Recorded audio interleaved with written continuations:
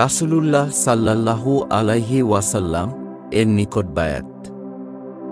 হযরত ওবাদা বিন সামেত রাদিয়াল্লাহু, যিনি একজন বদরী সাহাবী, তিনি আকাবার রাতের একজন নকিব ছিলেন। তিনি বলেন, ওই রাতে রাসূলুল্লাহ সাল্লাল্লাহু আলাইহি ওয়াসাল্লাম সাহাবীদেরকে লক্ষ্য করে বলেছেন, তোমরা আমার কাছে এ কথার উপর বায়াত গ্রহণ কর যে তোমরা আল্লাহর ইবাদতে তার সাথে কাউকে শরীক করবে না, চুরি করবে না, জেনা করবে না, তোমাদের সন্তান সন্ততিদেরকে হত্যা করবে না, মিথ্যা অপবাদ রটাবে না, যা তোমরা কারো উপস্থিত বা অনুপস্থিতিতে করে থাকো।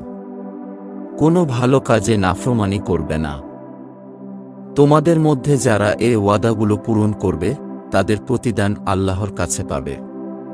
কেউ যদি ভুলবশত এরূপ কোনো অপরাধে জড়িয়ে পড়ে আর এজন্য দুনিয়াতে তাকে কোনো প্রকার শাস্তি প্রদান করা হয়, তাহলে উক্ত শাস্তি তার জন্য কাফফারা হিসেবে গণ্য হবে।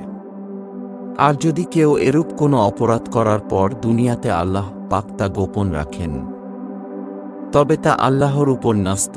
আল্লাহ ইচ্ছা করলে তাকে ক্ষমা করতে পারেন, নতুবা শাস্তিও দিতে পারেন। হযরত ওবাদা বিন সামেত রাদিয়াল্লাহু বলেন, অতঃপর আমরা উপরোক্ত কথার উপর তার নিকট বায়াত গ্রহণ করলাম।